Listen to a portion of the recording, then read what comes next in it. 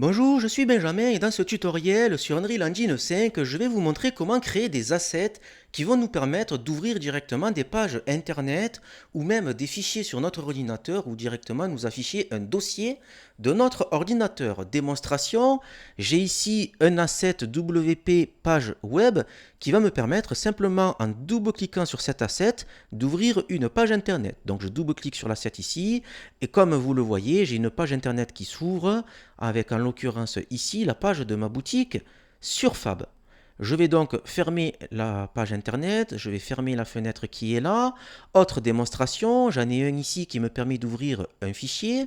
Je vais donc double-cliquer sur l'asset qui est là et donc je peux directement ouvrir une vidéo au format MP4 avec VLC ici. Donc ça, c'est une petite cinématique que j'ai créée pour m'amuser vite fait. Donc je vais ici fermer cette fenêtre de VLC, fermer la fenêtre qui est là et enfin, troisième démonstration, celle du dossier où je vais double-cliquer ici et ça va m'ouvrir directement un dossier de mon ordinateur. Je vais donc ici fermer la fenêtre de mon explorateur Windows, fermer la fenêtre qui est là et donc pouvoir vous expliquer comment on fait dans ce tutoriel. Avant d'aller plus loin, il faut savoir que ce que l'on va voir ici, ce n'est valable qu'à partir de la version 5.5 d'Unreal Engine 5, forcément 5.5, puisque dans les versions précédentes, nous n'avons pas le type d'asset qui est nécessaire, en l'occurrence le widget preview. Les assets de type widget preview ont fait leur apparition avec la version 5.5 et donc bien évidemment, du coup sur les versions antérieures, ce que l'on va voir ici, ce n'est pas possible. Autre précision, ce que l'on va faire ici, cela relève plus de l'astuce qu'autre chose, parce que de base, Unreal Engine n'offre pas cette possibilité d'ouvrir bien des choses comme ceci via des double-clics sur des assets. Donc en fait ici, on va plutôt user d'astuces, ce n'est pas quelque chose qui est réellement natif dans Unreal Engine. Maintenant que ceci est dit, je vais vous montrer comment faire tout ça. Donc je vais tout supprimer ici et on va tout refaire ensemble. C'est parti. Donc ici, ce que l'on va faire dans un premier temps, c'est créer un nouveau dossier que l'on va appeler Edit. Vous comprendrez un petit peu plus tard pourquoi j'appelle ce dossier Edit. Et à l'intérieur de ce dossier Edit, on va aller dedans et on va créer ce que l'on appelle un Editor Utility Widget. Donc on va faire un clic droit dans la zone de recherche là-haut, on va saisir Utility et on va prendre donc le Editor Utility Widget. Parmi les choses qui nous sont proposées, on va prendre celui que l'on veut parce que vous allez voir, ça n'a pas d'importance. Je vais prendre par exemple le Stack Box et appeler donc du coup mon asset EUW pour Editor Utility Widget underscore page web. Alors je le mets en français pour des raisons pédagogiques. Ici, donc je valide et on va bien évidemment double-cliquer sur cet asset pour aller l'éditer. Ici, on ne va pas prendre des choses dans la palette, glisser des choses là-dedans, pas du tout. On va aller directement dans notre Event Graph et tout va se passer là-dedans. Et quand je dis tout, vous allez voir qu'on va placer deux nodes. On va supprimer ce qui nous est proposé par défaut ici et à la place, on va appeler un événement qui s'appelle le onInitialized qui est l'équivalent d'un Event Begin Play pour les éditeurs Utility Widget. Donc on va faire le clic droit, on va taper init et on va aller tout en haut, on va le retrouver, c'est le premier de la liste ici, Event on Initialized, là. Donc ceci, ça va être appelé automatiquement dès que l'on va ouvrir notre Editor Utility Widget. Et donc ce que l'on va faire, c'est appeler un seul node qui s'appelle Launch URL, ici, là. Je pense que vous vous en doutez, ce node va ouvrir notre URL, donc notre page internet.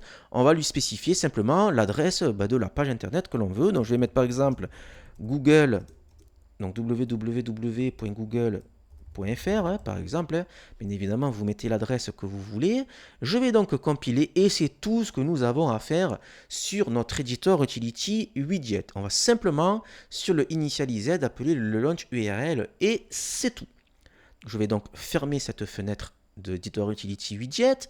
Et donc cet Editor Utility Widget, dès qu'il va s'ouvrir, il va automatiquement ouvrir la page internet. Donc ça va fonctionner par effet de ricochet. On ouvre l'Editor Utility Widget et lui va ouvrir la page internet.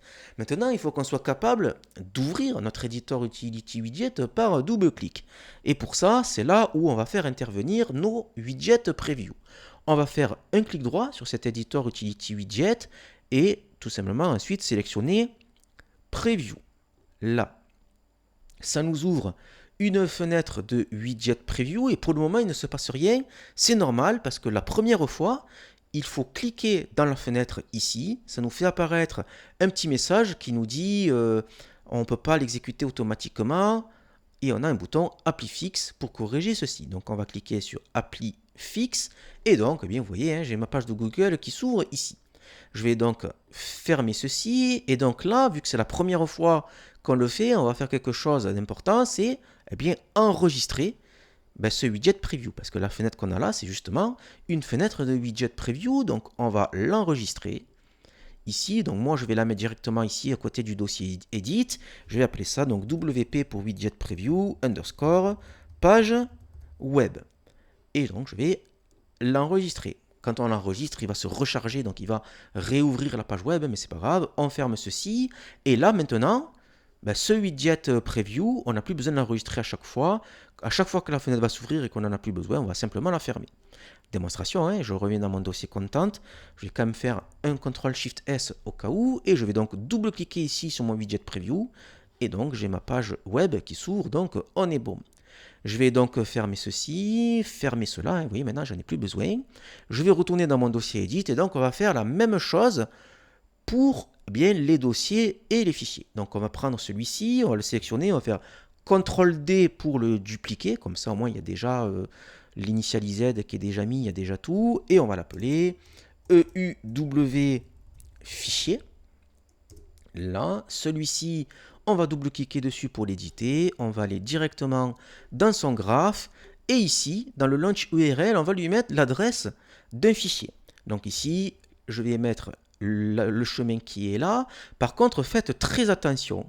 Ici, vous voyez que mon chemin, il commence par file de points et 3 barres obliques ici. Et ensuite, j'ai le chemin U de points, etc.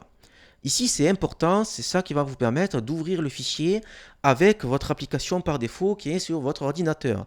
Si vous ne mettez pas ce file de points avec les 3 barres obliques, ça va s'ouvrir dans votre navigateur Internet.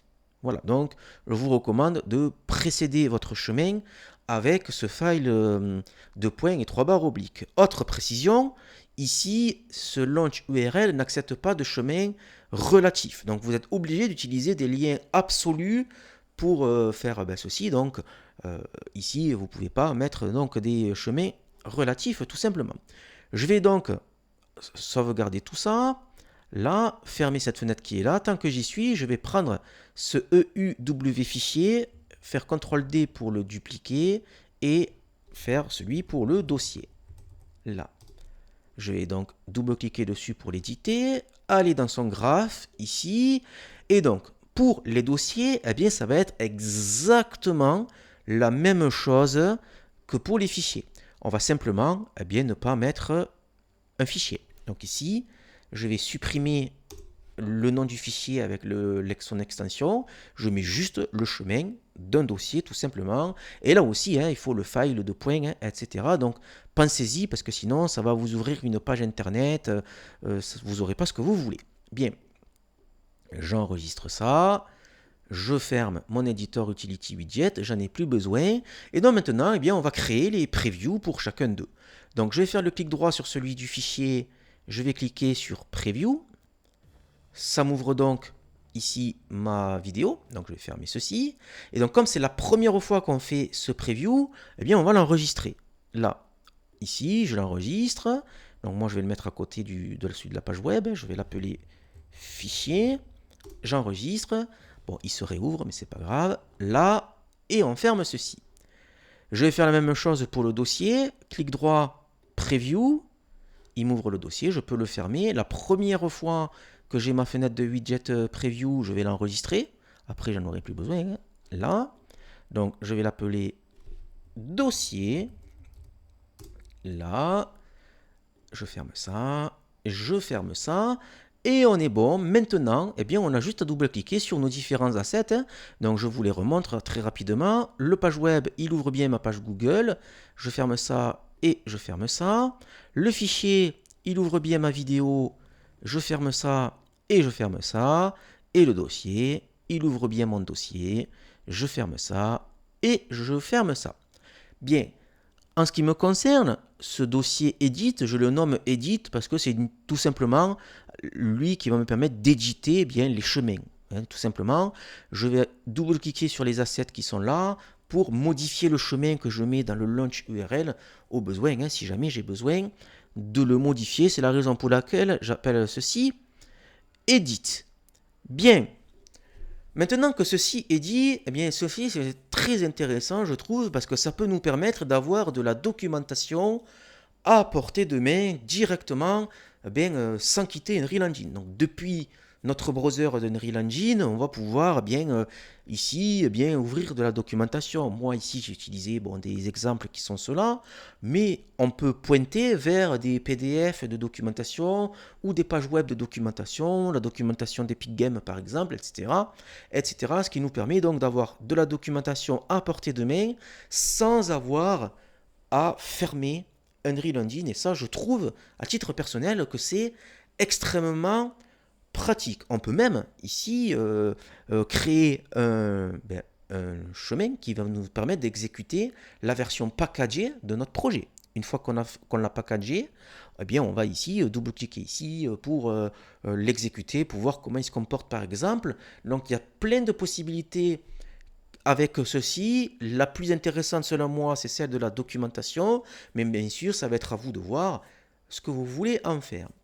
J'en ai donc terminé avec ce tutoriel. Si ce tutoriel vous a plu, n'hésitez pas à le liker, à le commenter et à le partager, parce que je peine à gagner en visibilité, donc ça m'aiderait beaucoup. Donc n'hésitez pas si ce tutoriel vous a plu.